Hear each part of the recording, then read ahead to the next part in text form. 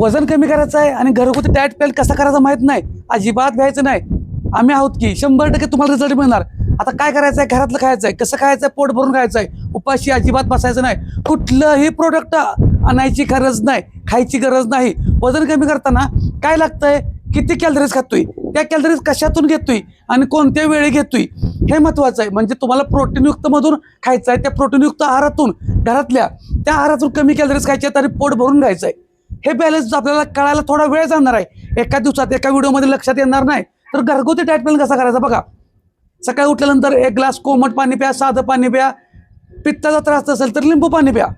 त्याच्यात मध टाकल्यावरती वजन कमी होतं असं नाही, आणि पाणी नुसतं पिलं म्हणून होतंय असं पण नाही. कुठलीही एक वस्तू वजन कमी करत नाही, एक पदार्थ वजन कमी करत नाही, वाढवत पण नाही. ठीक आहे.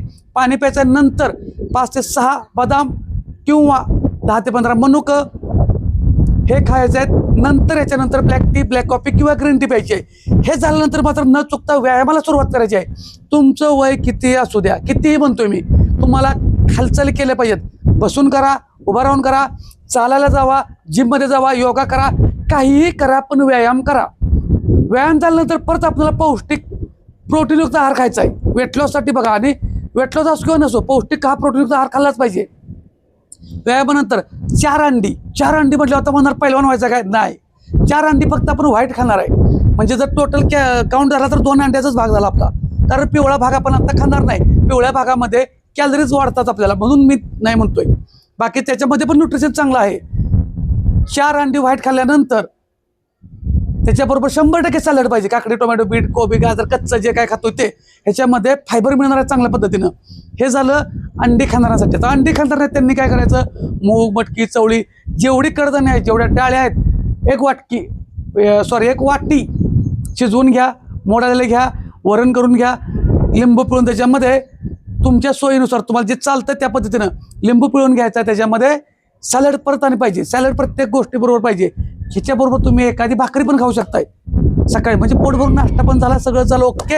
हे झालं सकाळी. आता 12च्या आसपास, 12, 12:30, 1 तुमच्या वेळेनुसार जेवण करायचं आहे. जेवणामध्ये पण तेच, भाकरी घरात असेल तर, तुम्हाला जर डब्याला चपाती घेऊन जायचं असेल तर चपाती घेऊन जाऊ शकताय. भाकरी किंवा चपाती, त्याच्याबरोबर मूग, मटकी, चवळी, सर्व प्रकारची कडधान्य, डाळी, ह्याच्यातून प्रोटीन मिळतं. त्याची उसळ कमी तेलाची, कमी मसाल्याची, ह्याच्यासोबत परत सॅलड पाहिजे. सॅलड बरोबर आता काय पाहिजे तुम्हाला, काकडी, टोमॅटो, बीट, गाजर हे तर आहेच. कोशिंबीर सुद्धा आपण करू शकतो.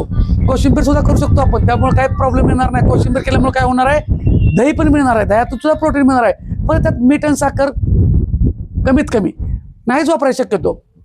हे दुपारी जेवण झालं. अंडी जर शक्य झालं तर दुपारी जेवणात अंडी पण घ्या. समजा आता ह्याच्याबरोबर आता भाजी, बऱ्याच वेळा प्रश्न पडतो, भाजी दुधी भोपळा, कोबी, ह्याची पण भाजी कमी तेलाची, कमी खोबरं वापरता थोडक्यात घेतली तरी चालते. 1 ग्लास ताक घेऊ शकताय. हे झालं दुपारी जेवण. इव्हिनिंगला काय करायचं बघा, हलके म्हणजे एक अर्धी मूठ काबूल चणे घ्यायचे आणि त्याच्यासोबत black tea, black coffee, green T घ्यायची आहे. इव्हिनिंगला 4 ते 6 ह्या वेळेत कोणत्याही वेळेत घ्या.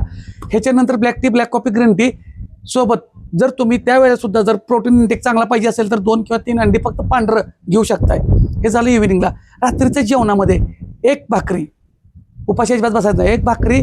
जर चिकन अंडी खात असाल तर चिकन 150 ते 200 ग्राम फक्त आळणी असावं, किंवा रस्सा पाहिजे असेल तर 1च वाटी रस्सा, त्याच्यापेक्षा जास्त नको.